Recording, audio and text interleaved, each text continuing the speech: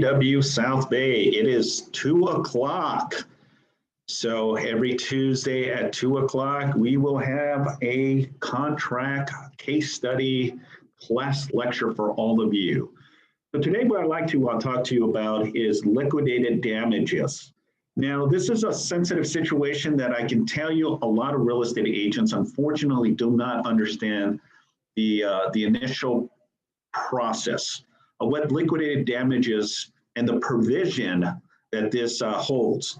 What are the damages that entails from a buyer standpoint, but what are the damages that the seller also incurs? Because it can go both ways.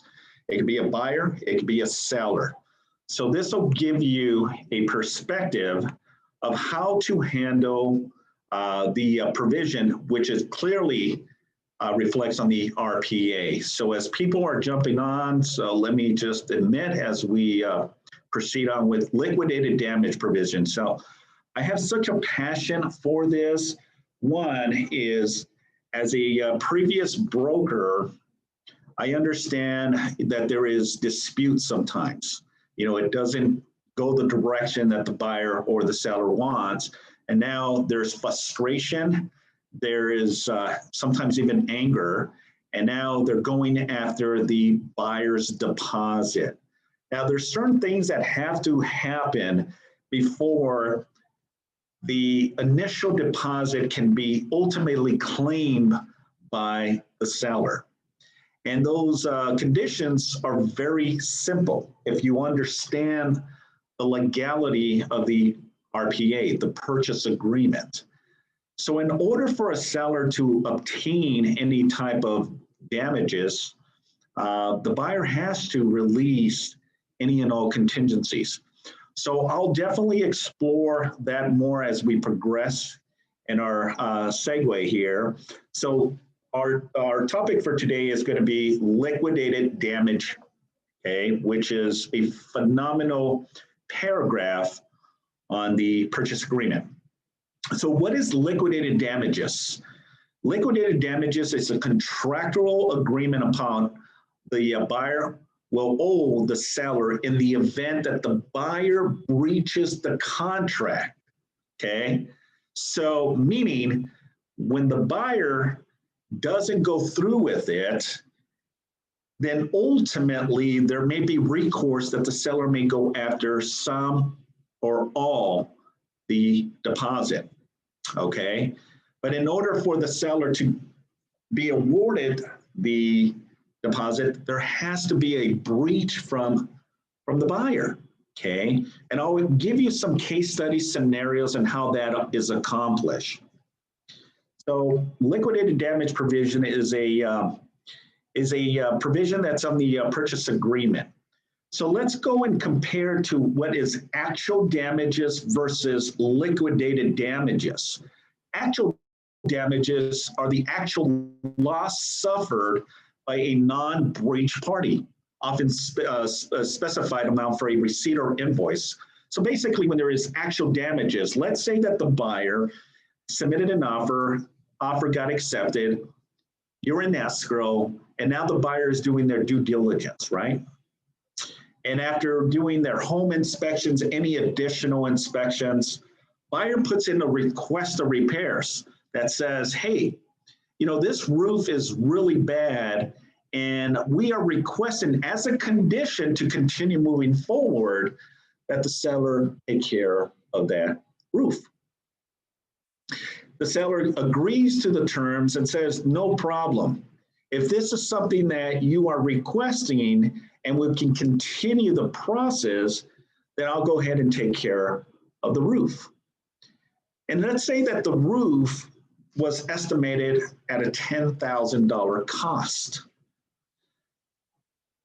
The buyer submits the home inspections, the invoice to that home roofing company, and the seller decides to use that company. Seller does it, part of the agreement, folks, that in order for this to satisfy the buyer, it has to be completed 5 days prior to close of escrow, if that's the agreement. Now, if this is a 30-day escrow, a roof can be a challenge. Okay, right now, especially with a lot of contractors backed up and there's so much work to be done that it can be possibly be done in 3 to 5 days, you know, if you find the right roofer to do so, depending on the size of the roof and the severity of the roof itself, okay? But regardless of what the situation is, if the seller agrees to and does the work, and then ultimately now provides the buyer with the receipt of completion. They completed the work, brand new roof, maybe some plywood was installed as well.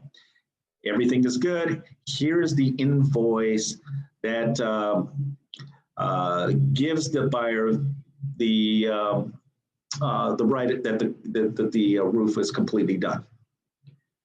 And now 2 or 3 days later, the buyer comes back and says, you know what? I've had a change in heart. I don't think I want to move forward with the purchase of this home. Okay. And that can happen, ladies and gentlemen. That can actually happen where the seller did the work, buyer put a request, buyer decides to back out. And now who has this bill? Well, the seller, because the seller was the one that put up the cost to do so, either through the proceeds of the sale of the home or through out of pocket, where they gave $10,000 to the roofing company to get the roof taken care of. Regardless, that's what we call actual damages. Now, liquidated damages, it's a contractual agreement upon estimate of the actual damages. And that's where we define the difference between actual damages and liquidated damages, which the RPA clearly defines that the buyer and the seller can have a dispute, and ultimately there may be some type of damages involved.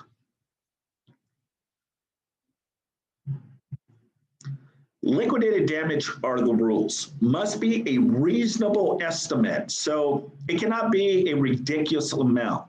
So this is what I need you to understand, folks, that the RPA, and this is where I see a lot of agents not comprehend how this all works, the dynamics of how the RPA works. So I just want to give you some clarity in how to approach these conversations with the buyer and with the seller, because they're both in this agreement together for the remainder of a 30-day escrow. But if there is a situation or a dispute or a disagreement, then ultimately who incurred what? And this is where we define liquidated damages and how the contract works. The liquidated damages are also the amount actually paid. And how it works is on a residential up to 4 units, where buyer intends to occupy the property. And I want you to understand this very clear, that it states that in order for a seller to be able to retain some damages based on the rules of the 3%, the buyer has to occupy the property. 3% or less is presumed. The provision must be separately signed and initialed, meaning that if there's anything above the 3% deposit, let's just say, theoretically speaking, you're submitting an offer on $1 million. The listing agent is asking you to put 3% of good faith deposit, which coordinates to a $30,000 deposit. But let's say that the buyer is aggressively wanting this property and ups the deposit from $30,000 to now $50,000. There is a $20,000 difference, right, from the 30%, or excuse me, the 3%, which is the $30,000, and then the $20,000 that the buyer initially put as more into the deposit in good faith. Well, that 20,000 has to be a separate agreement, and I'll explain as we go through the course of how that works, and ultimately how you protect both parties, the buyer and also the seller. Number 5, the provision must be 10-point bold type, or in red, 8-point bold type, when multiple payments, and I'll explain that as we progress through the PowerPoint. Okay, in order to satisfy 1, 2, and 3, and also each payment must be satisfied on 4 and 5. Okay. So here on paragraph 21B as in boy, under section liquidated damages, okay? So there's 2 clauses to this, section A, section B. We're not going to worry about section 8 of 21. So when you hear someone say 21B, that indicates, they're talking about liquidated damages, okay? I'm going to switch real quick to the actual RPA. This is the RPA here, ladies and gentlemen, and here it is. Section 21, B as in boy, liquidated damages, which is the remedies for a buyer who breaches the contract. And I want you to understand that this is just one paragraph of 34 different categories on the RPA. But once you understand the dynamics and how these work and how they function, it makes you a more diligent agent to basically articulate your conversations to ultimately win the fight, okay? And I'll explain what I mean, not necessarily fighting, but ultimately strong-arming the opposing agent and the argument. It's like a defense attorney. You got a prosecution and you have a defense attorney, and both are trying to discredit one or the other. Now, the contract is in black and white. So if you understand the levels of paragraphs, then it gives you a more concise anchor to ultimately argue your position, okay? No difference when you're in court. So what I wanted to just show you, this is on the RPA under liquidated damages, and both buyer and seller have to initiate this, okay? And if they don't, you need to reinforce it by saying, Mr. and Mrs. Buyer, you know, we are missing the liquidated damage provision, because that protects the buyer as well as much as it does the seller. And I'll explain it in further details, okay? So liquidated damage provision. I'm going to say exactly verbatim of what it states, so that way you get a good understanding of what this provision really entails. If buyer fails to complete the purchase because of buyer's default, it doesn't say seller, it says buyer's default, seller shall, and that's the key, shall retain as liquidated damages the deposit actually paid. Well, what does that mean? What does that mean when they say actually paid? It means whatever is in escrow. If there is $5,000 in escrow, if there's $10,000, $30,000, that's what we call actual. If the property is a dwelling, now there is stipulations, ladies and gentlemen, that I want you to clearly understand. If the property is a dwelling with no more than 4 units, meaning if it's an SFR, single family residence, a duplex, a triplex, or a fourplex, this provision falls under that category. So let me ask you this question. Does this fall under 5 units? No, because that's not what this RPA shows. Then you have to transition into a commercial purchase agreement, not the RPA, but a commercial, okay? And we'll talk about that at a later date. So the property has to be a single dwelling. Is a manufactured home qualify as a single dwelling? The answer is yes, it does. Okay. This includes manufactured homes. This includes mobile homes as well. Okay. So one of which the buyer intends to occupy the property. So what does that mean? What does that state? That means that these are the elements that have to incur in order for this liquidated damage provision to work. So one, it has to be a dwelling of no more than 4 units. It has to be a buyer who is intending to occupy the property, okay? And then next, the amount retained shall be no more than 3%, meaning that that's the maximum cap that a seller can go after from breach of contract from the buyer.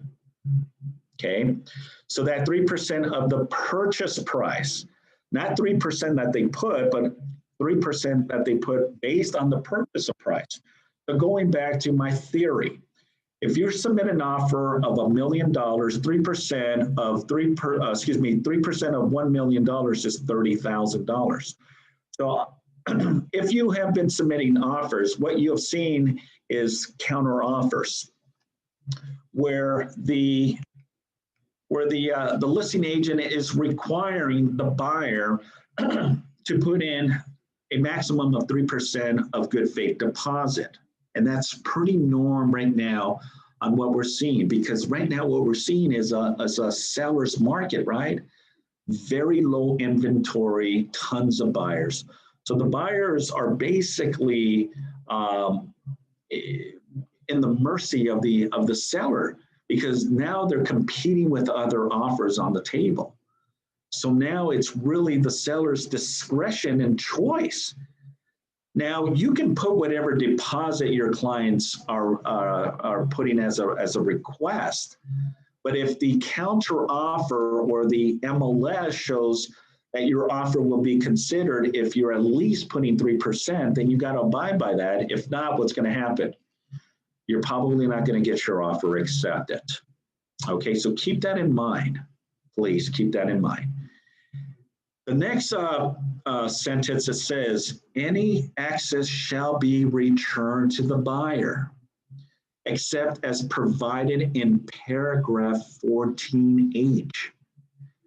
Release of funds will require mutual, another key component, guys. Mutual agreement. What does that mean? What does that say? It means that both buyer, both seller have to mutually agree to release it. Just because the buyer has breached the contract doesn't necessarily mean that the money will be given to the seller. There's a lot of obstacles and walls that ultimately get to the avenue where the seller can go after the buyer's deposit, and I'll explain that as we progress as well. So key elements is single family up to 4 units. The buyer has to occupy the property or a property of the 4 units involved. And then the amount shall not be more than 3% of the purchase of price. So what I'm doing, ladies and gentlemen, is giving you a defined understanding and how to have these conversations with the listing agent. Because I can tell you from personal experience that there's a lot of agents that do not understand a lot of the components to the RPA. They go with the motions of filling in the blanks, but do they really know the core and dissect these contracts? And this is where you're going to be an efficient agent that understands the totality of the RPA, because now you can have those conversations and explain to it, I have to disagree with you, Mr. or Mrs. Listing Agent, but defined based on the RPA of paragraph 21B says this otherwise, okay? So when you have an understanding, you're more confident in your position. Now you're being able to protect your client, either the buyer or the seller. when you understand the elements of the paragraphs on this RPA. So I want you to just have a big understanding that this is a benefit not just to you, but this is a benefit to your clients, because God forbid something happens and you ultimately advised your clients, buyer releases any and all contingencies, and now the buyer's deposit is exposed. Now the buyer's deposit is in jeopardy. And what if there's $20,000, $25,000 of buyer's good deposit? Okay, you don't want to be in that position. That's a very stressful position to be. So I'm just giving you some insights, some ideas, some techniques that you can use to protect your client to achieve the ultimate goal. Either if the buyer has to retract and cancel, they cancel with the understanding that they're getting their deposit back. Or, progression, that they're so deep into this escrow that they are bound of losing their deposit or moving forward with the purchase of the home. And that, again, falls on your client. But giving good advice will definitely give your clients peace of mind, okay? So going back, the release of the funds will require mutual agreement, meaning that not just the seller agrees to it, the buyer has to agree to it as well, or vice versa. Both principals have to agree in order for this to be bound, or binding agreement, I should say. All right, so sign release instructions, okay? Another key element, a sign release instruction from both buyer and seller, decision or arbitration award at the time, and these are in cap.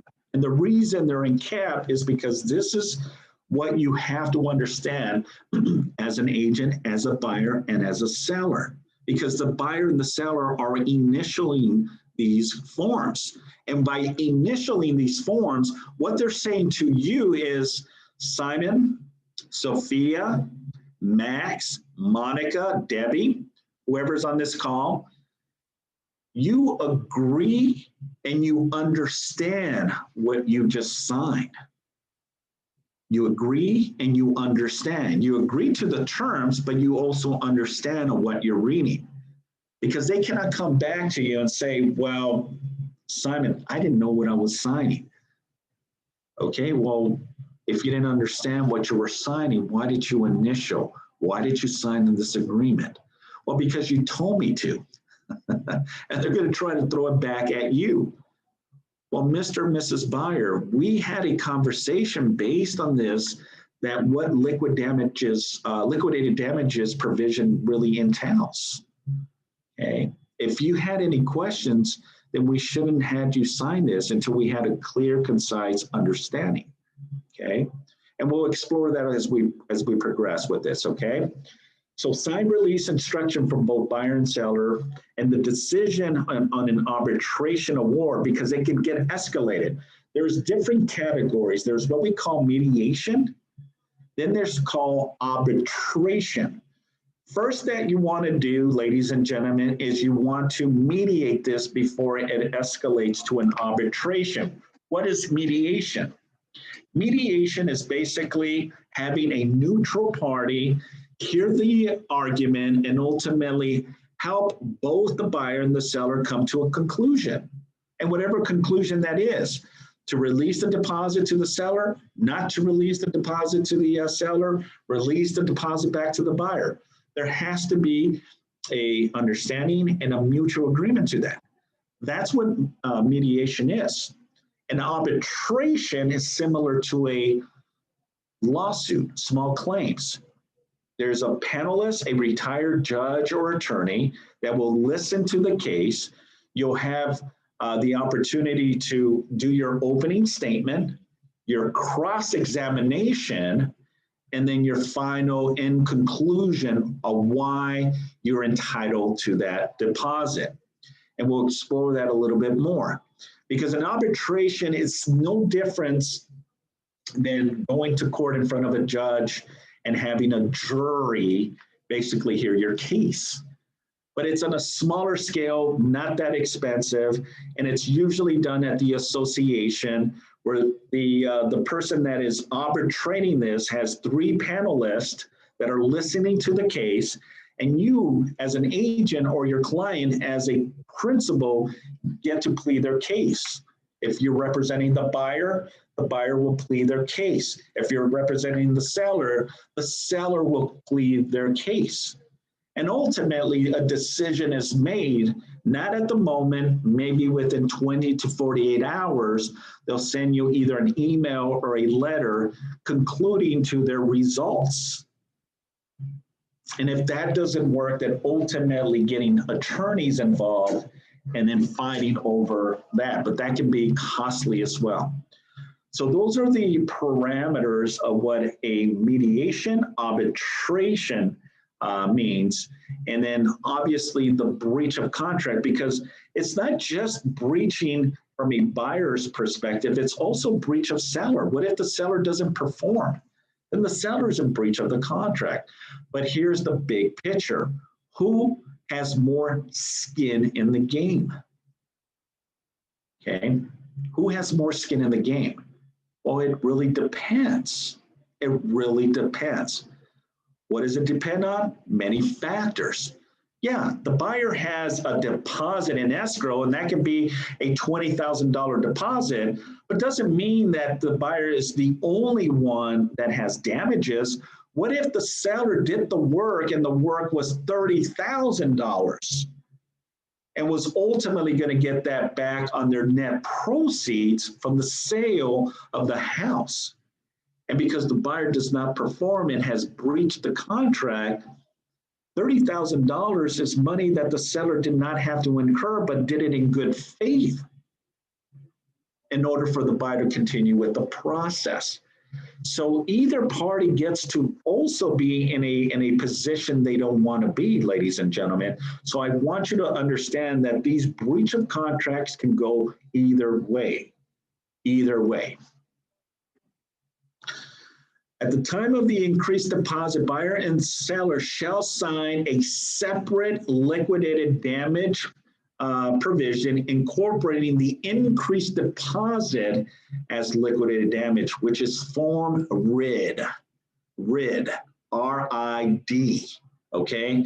And I'll explain with that form. I can tell you a lot of people, or excuse me, a lot of agents do not know about this additional form. What is a RID? What is an RID form? Okay, and we'll explain that as we move forward. All right, here's some practice notes, okay, that I want you to understand. Liquidated damage, limit to deposit actually paid. No deposit, no liquidated damages. So here's the thing, okay, very simple. If a buyer goes into escrow but never puts a deposit and ultimately breaches the contract, the seller cannot say, well, I've been damaged.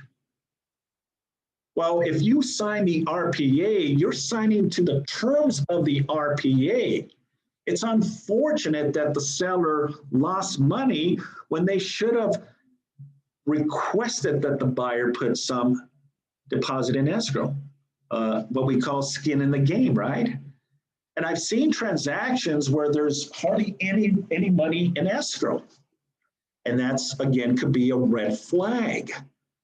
Now, it may be a win for the buyer because the buyer doesn't have much to lose, but there has to be a mutual meeting of the minds and an understanding between both parties. If the seller's fine with it, then the seller's fine. But the seller cannot go back and sue the buyer for $20,000 of damages when there was never $25,000 in escrow.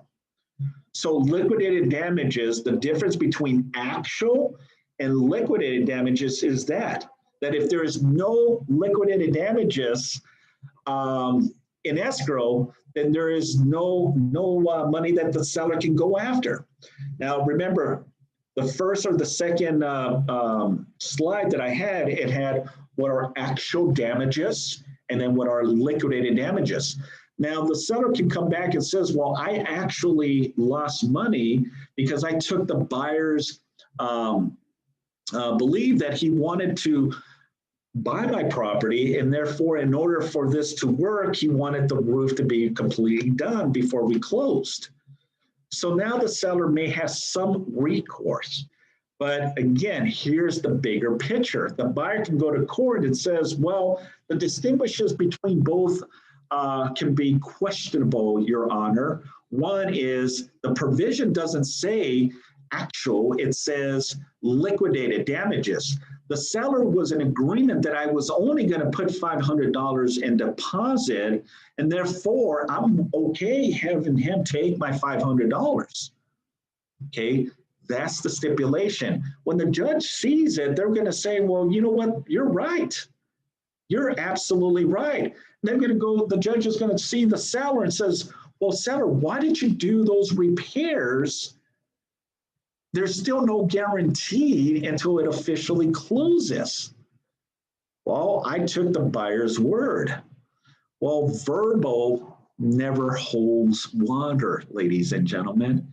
It's what's actual agreed upon on the offers.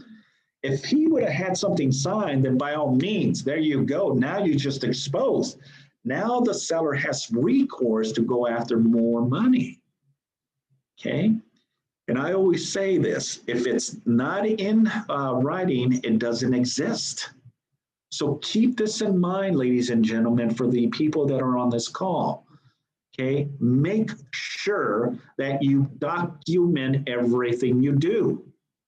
Documentation will save you from a potential claim down the line, because you cannot remember what you did 2-3 weeks ago, let alone a transaction that you closed 5-6 a year ago, and now that comes up.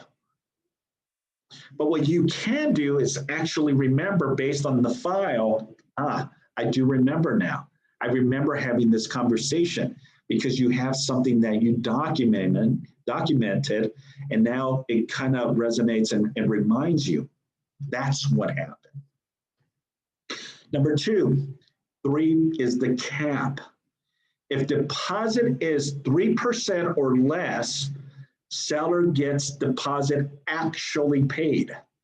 If deposit is over 3%, seller gets 3% and must return the overage unless seller can provide ability of excess. If they can articulate the reason why they can go after more of the 3%. And I'll explain that in further detail as we progress with the slide, okay? So what's the cap? 3%, okay? So let me just say, on a $1 million listing, you're representing the buyer, you submit the offer, and you're submitting an offer at $1 million. But you're only putting $10,000 as good faith deposit, okay? And the listing agent looks and presents the offer to the seller, and the seller is perfectly fine. Let's accept. If the seller signs and executes the purchase agreement, it's a binding agreement, meaning that the seller agrees to the terms of the offer. So is $10,000 3% of the purchase price? The answer is no. No, it's not. So what do you do to challenge that? What you do is you have to send a seller counteroffer. And on that counteroffer, that's when you're going to state the fact, if you're representing the seller, that buyer shall put in a 3% deposit. Now you just clarified that the maximum that the seller can go after for damages is 3%. Okay, now let's turn the tables around. What if now what we're doing is this, where the 3% of $1 million is 30,000, but the buyer is putting 100,000 in good faith deposit. Okay, 100,000. That means that $70,000 is an overage. Okay, that's the overage of the 3%. What happens to that 70,000 if the buyer breaches the contract? Very simple. The overage ultimately goes back to the buyer. The damages is the 30,000. The overage goes back to the buyer. Basically, they clean their hands, cancel escrow, both buyer and seller mutually cancel, and everyone goes their way. Now, $30,000 is a lot of money, ladies and gentlemen, and I don't know who is in that position to just release, $30,000. This is why you got to be very careful in how you approach these conditions. This is the reason we have timelines. This is the reason we have conditions. These are the reasons we have terms on the RPA that instructs the buyer, instructs the seller of what needs to happen. That's simple. You don't have to reinvent the wheel, ladies and gentlemen. The wheel is there. You just got to listen to what the RPA shows. When you start altering these agreements, that's when you start putting both the buyer and the seller and yourself in risk. Be careful. Be very careful. Okay. Let's continue, and then I'll leave it up for some questions after my presentation. Okay, if anyone has any questions, I will open it up for you to ask me any questions regarding liquidated damage provision. All right, so we're going to talk a little bit about the CAR form RID. What is RID? RID is an increased deposit of liquidated damage addendum. So it's increase of whatever the actual 3% is in escrow. So the RID form is used when the buyer increases the deposit. The RID includes optional liquidated damage clause, and I'll explain to you in further with the actual form. Without this form, increased deposits are not subject to the liquidated damage provision. I love contracts, because it's like a crystal ball. It's like a crystal ball where you can see things, and it just gives you those aha moments. It's like, it makes sense. I love what this does. Because again, what are you doing? You're positioning your client, regardless of who it is, the buyer or the seller. It's like playing chess. It's like playing checkers. If you know and understand how these dynamic contracts work, and you got a good handle on it, then you become that rock star agent that understands how to protect your client. Okay, so I can tell you from personal experience, there's a lot of agents that don't know about this RID form. Okay, but it's a form that you must know if you're going to be submitting offers, especially right now when we're dealing with these low inventory days. Okay, with very low inventory of homes, tons of buyers, you got to be creative and you got to find avenues of solution to get your foot in. Okay, the dynamics of what you're seeing right now in the real estate realm. Okay, how do you approach your offer to be an offer considered? How do you approach your offer to get your offer accepted? Again, you got to practice, you got to understand, but you ultimately have to have conversations with the listing agent. You got to get as much intel on that. All right. The CAR form counteroffer language, paragraph 1A, when trying to include liquidated damage back into the contract, have all parties go back and initial in the purchase agreement. So these are situations where if an offer is submitted and you represent the seller and the listing agent catches and says, oh gosh, the buyer failed to initial or the buyer, or excuse me, the buyer or the seller failed to initial this. Because remember, what does it have to create? It has to create a binding agreement. And if there's not a binding, even the initials on that paragraph is not binding. The contract may be binding, but that provision and paragraph, if it's not initialed by either or, then it doesn't include as part of and incorporate part of the liquidated damages. So be very careful. How you protect your clients is very simple. Have them sign an initial. That's how you protect your clients. Number two, seller should return the purchase agreement with a counter offer so buyer knows if it's been initialed.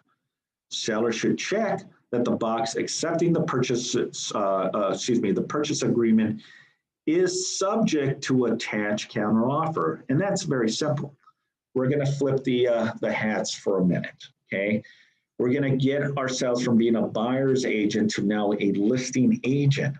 You're getting offers, and part of your responsibility, ladies and gentlemen, is for you to understand it and read these offers. You should be having one of these, a marker, okay? Why? Because I'm old school, and this still is very effective.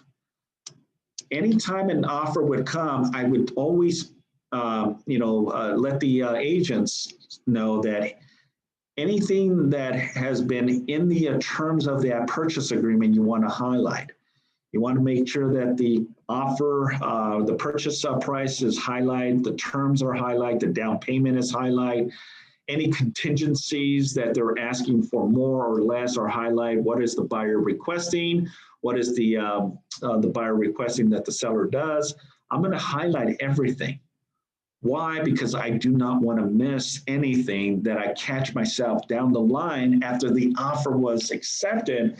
Shoot, I forgot about paragraph 31, section B. The buyer failed to include the provision of liquidated damages. So how do you protect yourself? You do a counteroffer that says that this is a offer subject to the counteroffer that the buyer must sign, or excuse me, must initial paragraph 21B. Okay. I hope this stuff is good. Hope you're enjoying today's class. All right, so what if there's a dispute? Okay, is there disputes in real estate transaction? Yeah, all the time. You want all your transactions to go as smooth as possible, right? We all want that. We all want smooth transactions. But unfortunately, that's not reality. Reality is you are going to come across bumps and bruises where you're going to have some phenomenal closings and not so phenomenal closings, meaning that there may be a dispute between the principals. What if the seller, what if the buyer won't release the deposit? Okay. Then there is additional forms that you can utilize for the effectiveness of your position. And this is where I say to you, when you understand contracts, you understand disclosures, you understand the addendums and everything that is utilized in your arsenal of tools, you become more efficient, but you become the expert in your position.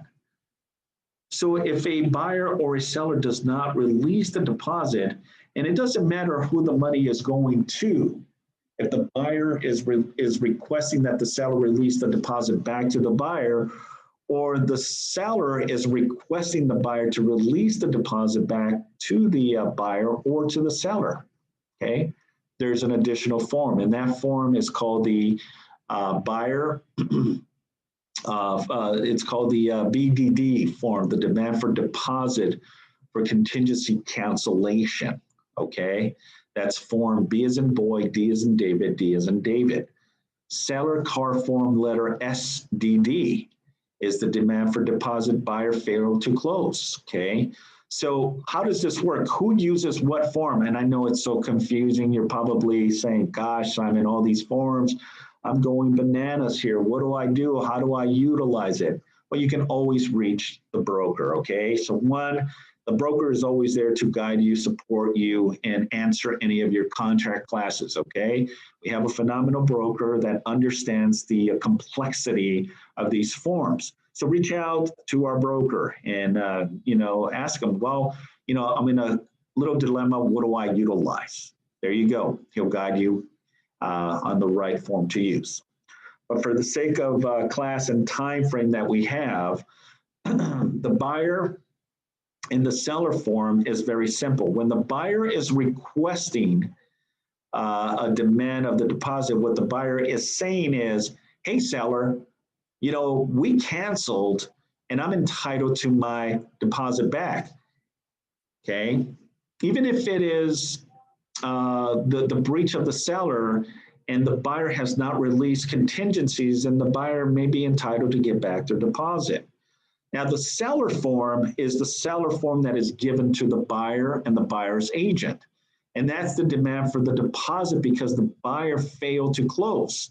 Now, these forms are only utilized when there's a breach, meaning when the buyer breaches the contract, okay? Meaning, or when the seller breaches the contract. And I'll explain how that works. Let's just say that the buyer released any and all contingencies, any and all.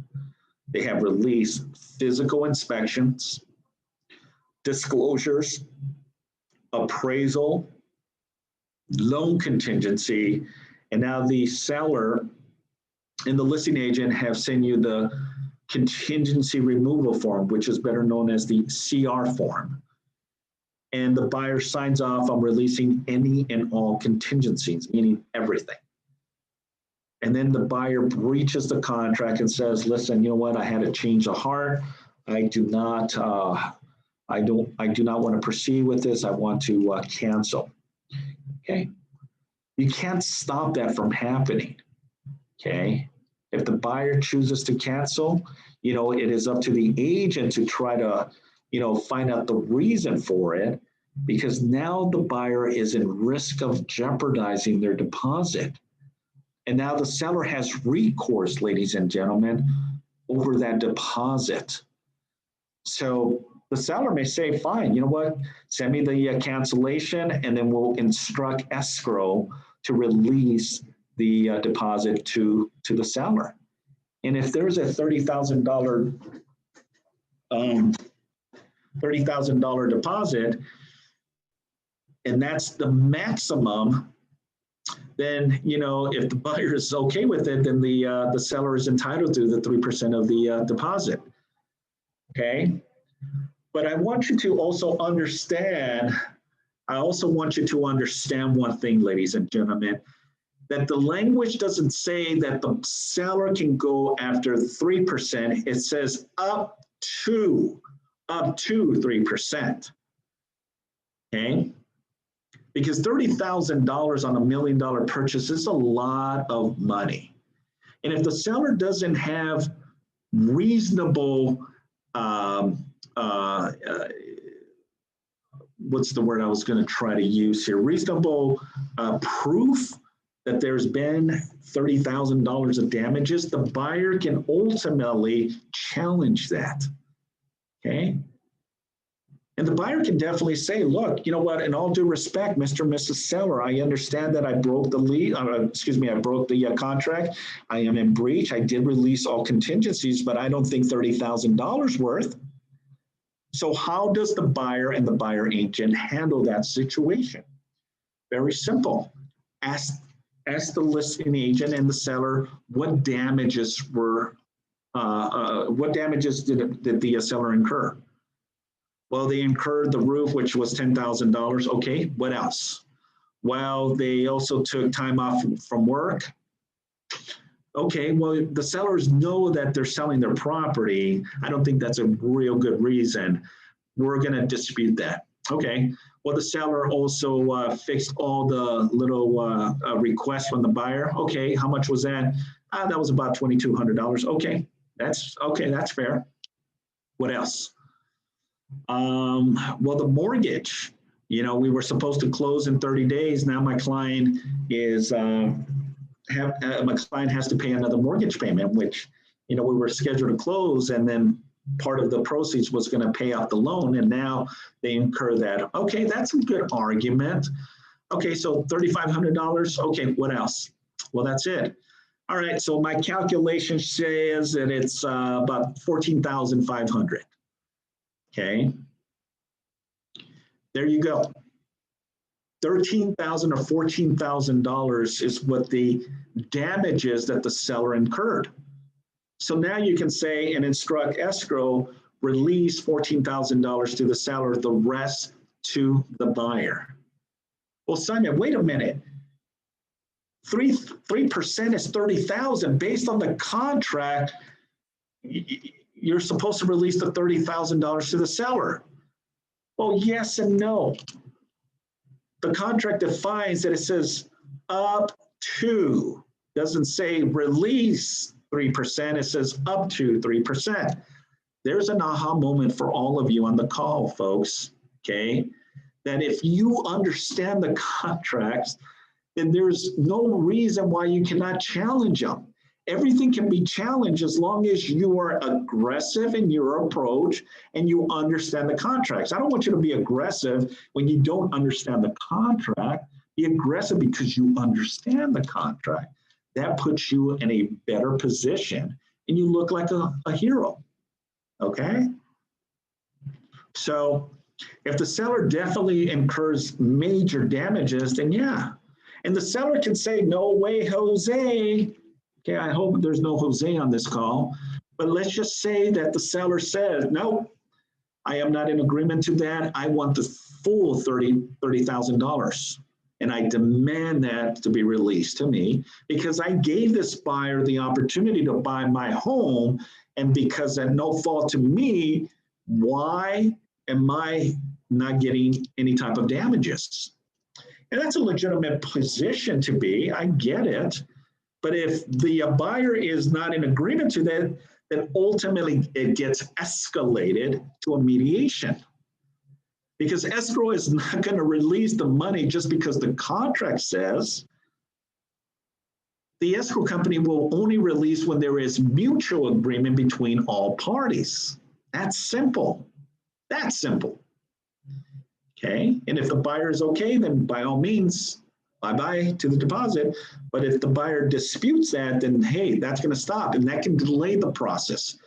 Here's the give and take of the scenario, and this is why I have a passion for negotiations, because once you understand the dynamics, you can ultimately find an avenue of solution. There's always a solution to every matter.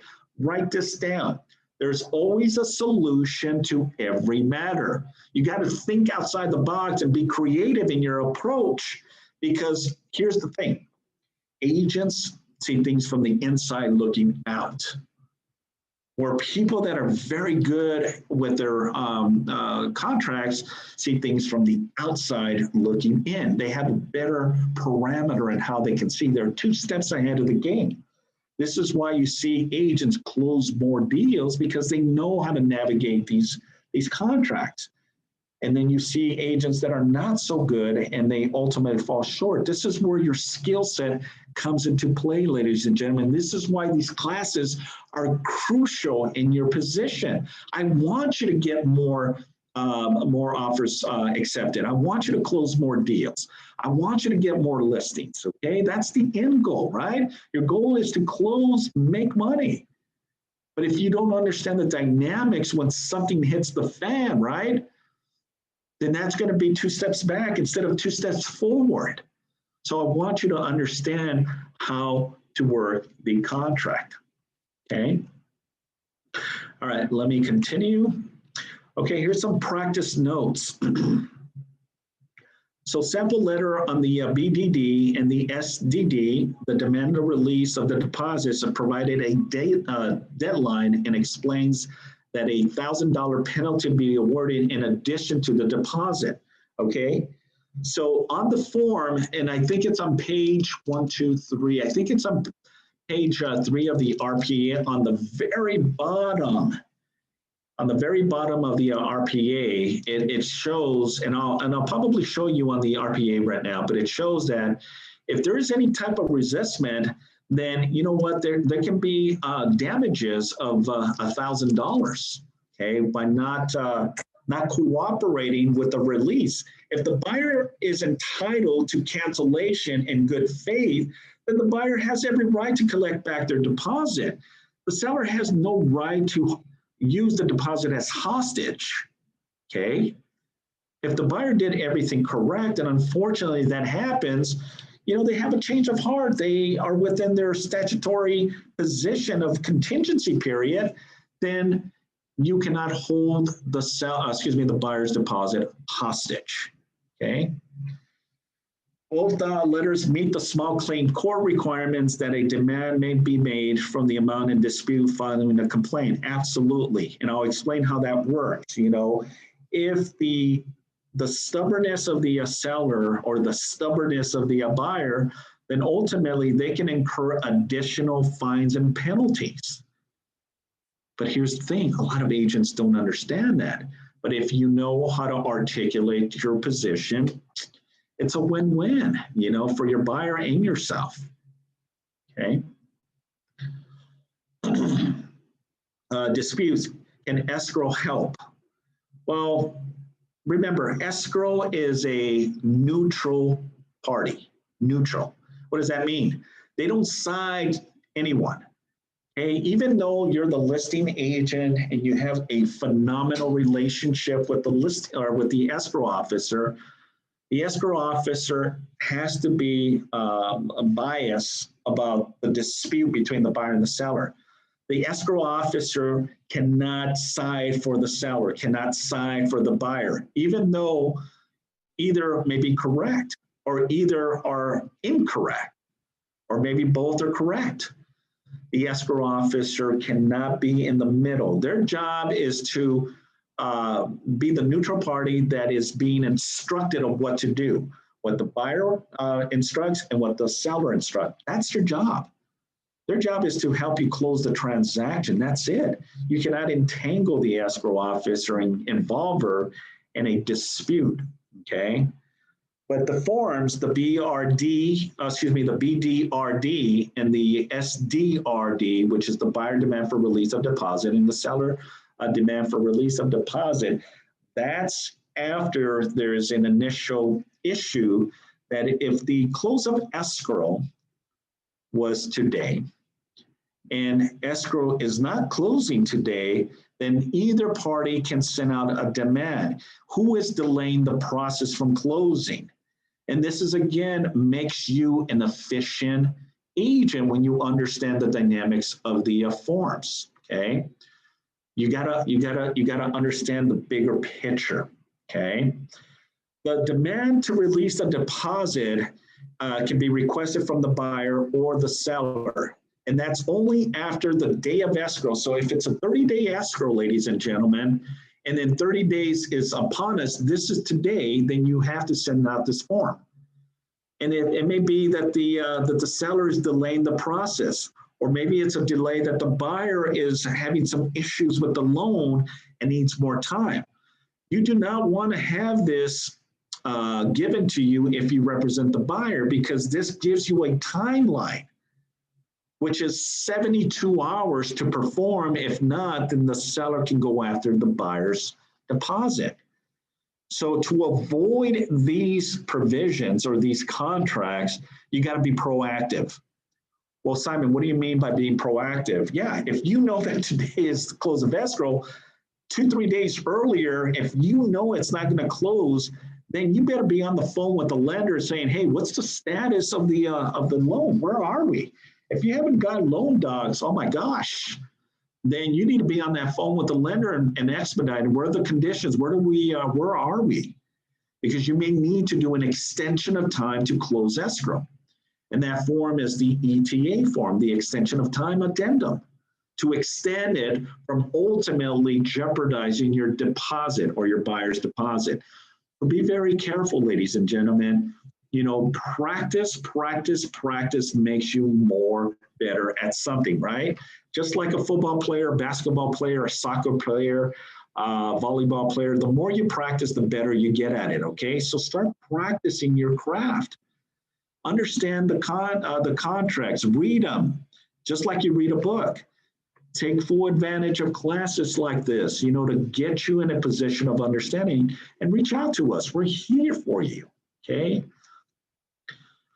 All right, so practice notes. Form BDRD, SDRD, make a written demand to escrow for the deposit, paragraph 14H of the RPA. Escrow then delivers notice of demand to the other party. So basically the form stipulates that you send it to escrow, and then escrow will send it to the party that is being served.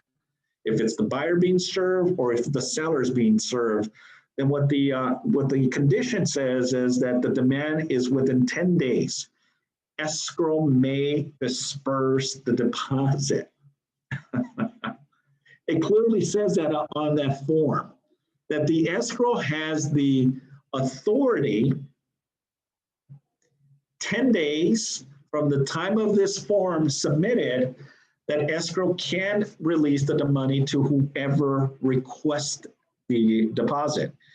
Meaning that if the buyer is within their right, okay, meaning that the buyer did not release all contingencies, right? The buyer has the right to demand the seller to mutually force escrow to release the deposit back to the buyer. As much as the deposit that the seller has the right to send that demand to release the deposit back to the seller, okay, or not back to the seller, but force the buyer to release it to the seller. But here's the thing, and this is where number 2 says escrow sometimes refuses to abide by these procedures. I'm going to tell you that it's not sometimes, okay? It's all the time. They will never, never, never. And, since this form was created maybe 5 years ago, 6 years ago, I've never seen an escrow based on this form release this as a condition.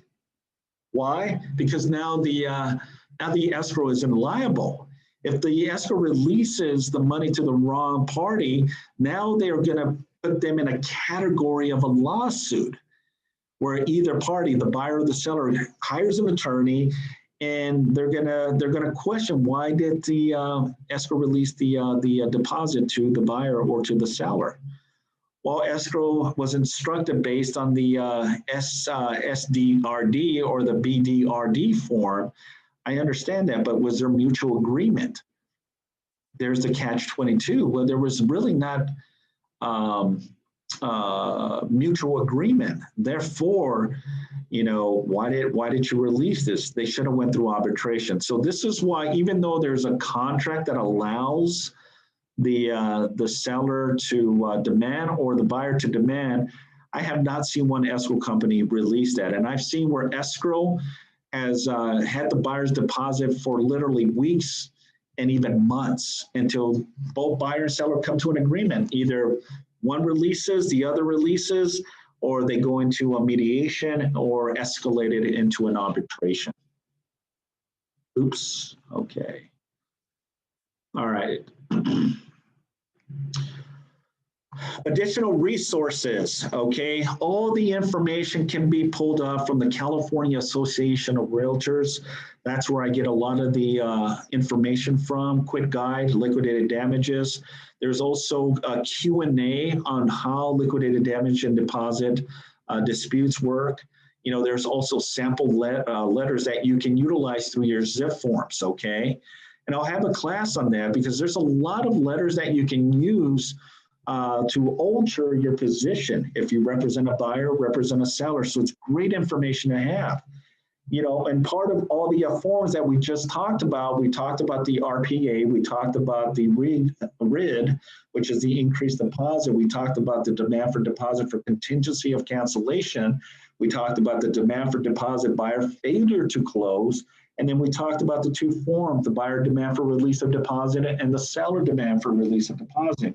But you notice that all of them are similarity, and it's between the principal. None of these say anything about the agent, because we should never be entangled in the chaos of a dispute.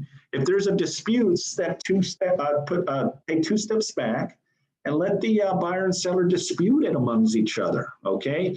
You're just navigating the process.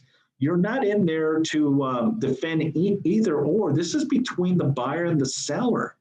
Because the last thing that you don't want, ladies and gentlemen, is to be in a liability claim.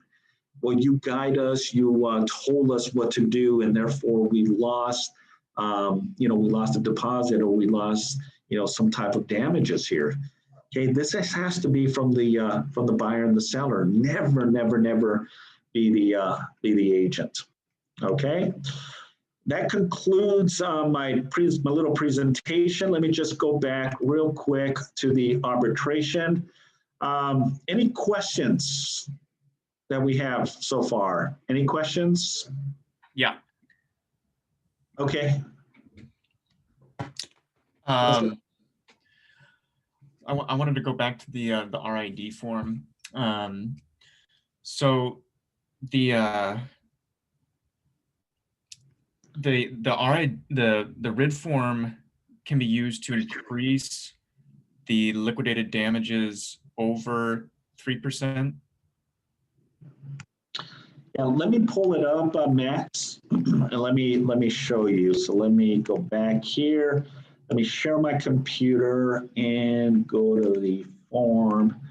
All right, do you guys see the increased deposit RID form? Yeah. Do you see it? Okay. So let me explain how this works. Anytime that the buyer increases their deposit over the 3%, you as a listing agent must provide this form. Because if you do not provide this form, then anything above that 3% has to be returned back to the buyer. But what this form does, Max, this provides a leverage that, okay, I'm good with you increasing your deposit, but I'm also including this provision that if we incorporate the additional increase, we're going to go after that as well. Because what if it's a major project where maybe it's new construction and now the buyer is requesting, upgraded kitchens, countertops, floors, and all this stuff, and that's going to cost 50, 60, 80,000 more. And then the buyer backs out.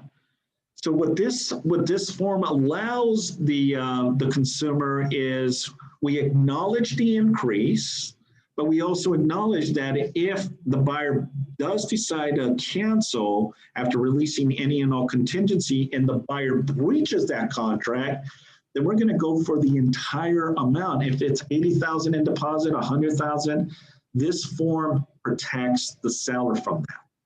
So now the buyer cannot say, well, per the contract, you only can take up to 3%. I agree, and the contract does define that.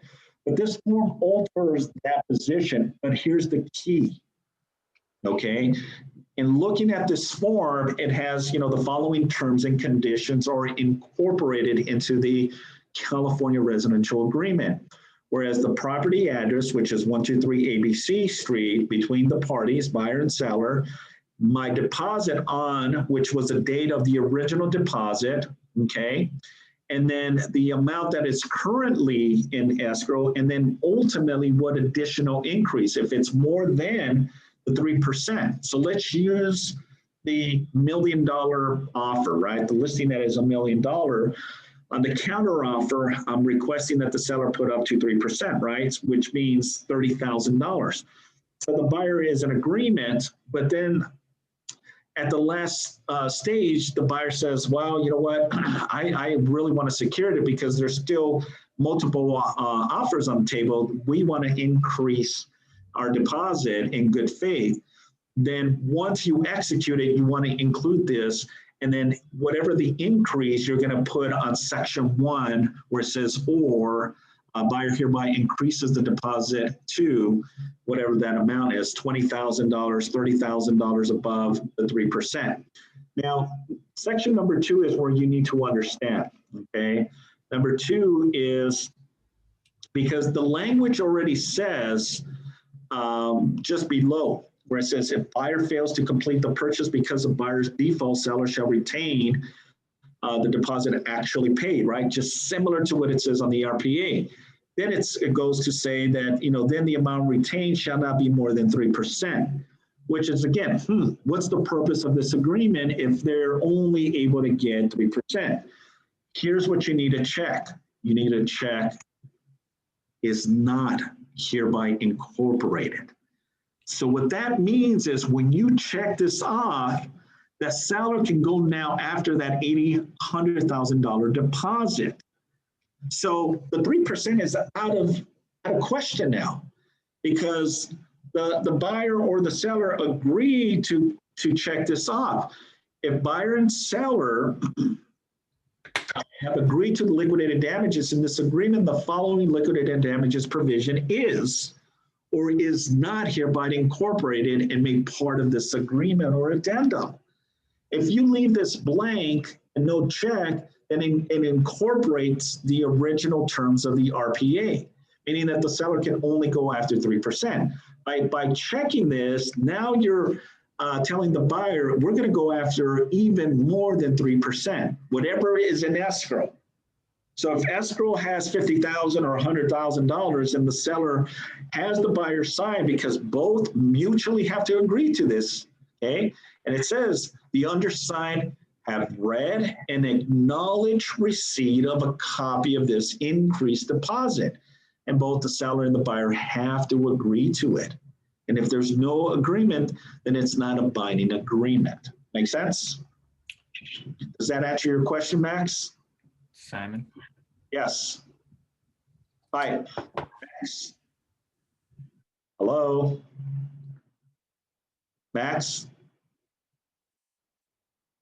Hi, can you hear me?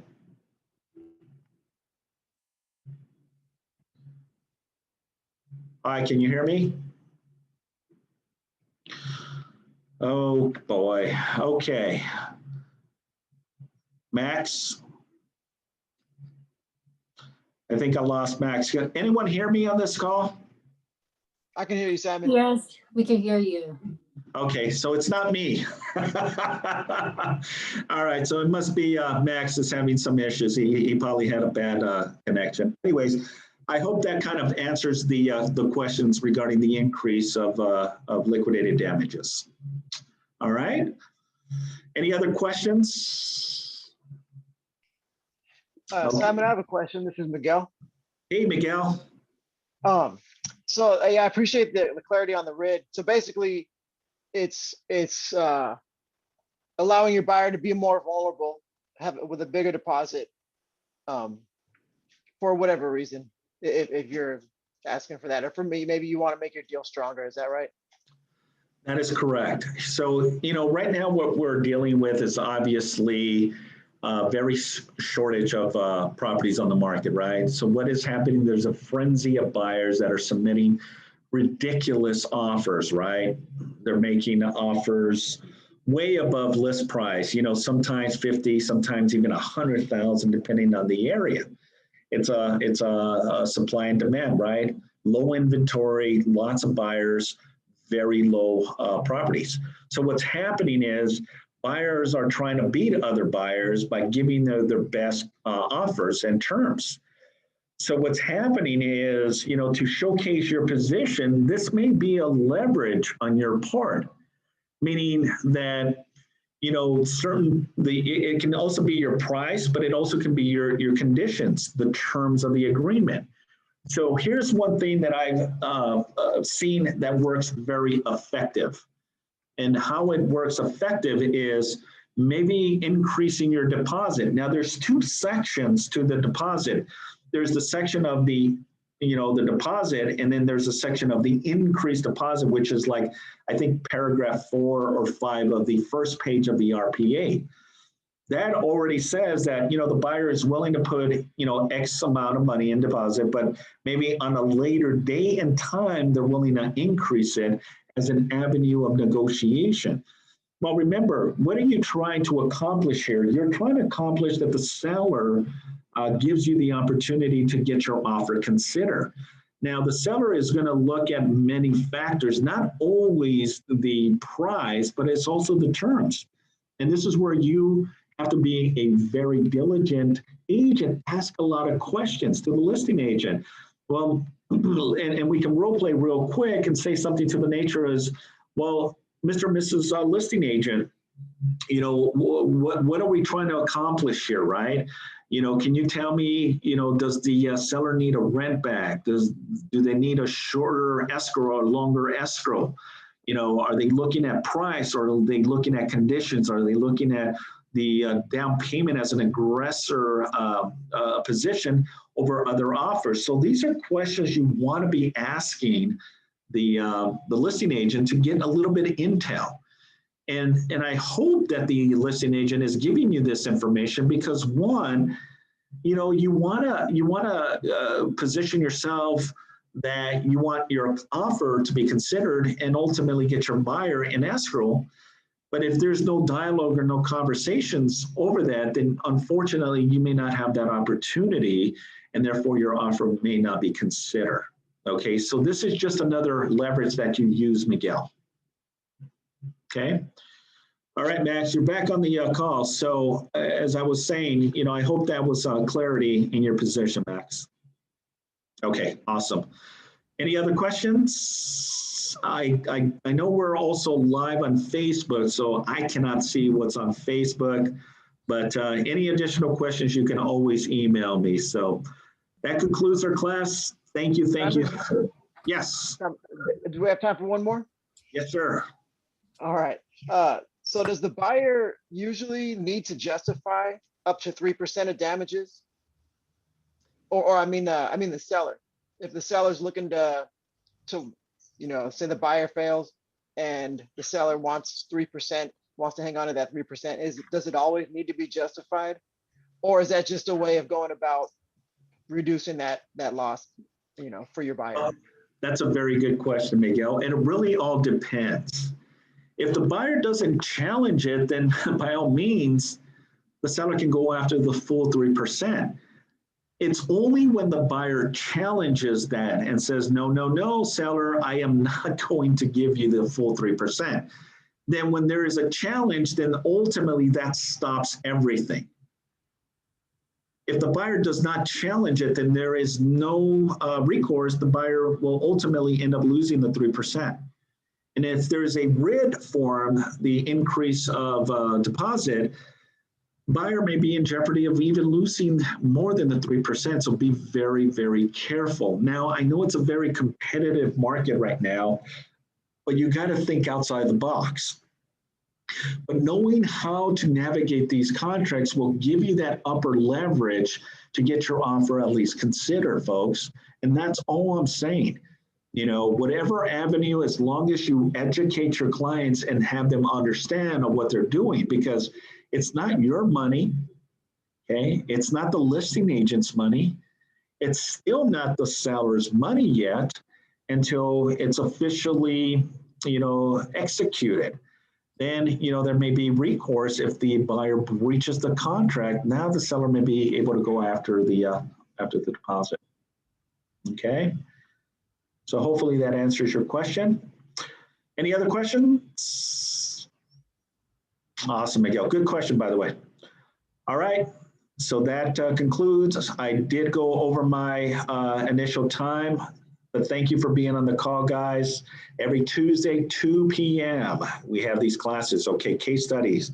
So next week, I'll have another topic that we'll bring to the table, and love the Q&A, the questions being brought up to me as an avenue to, you know, educate you more on it, okay?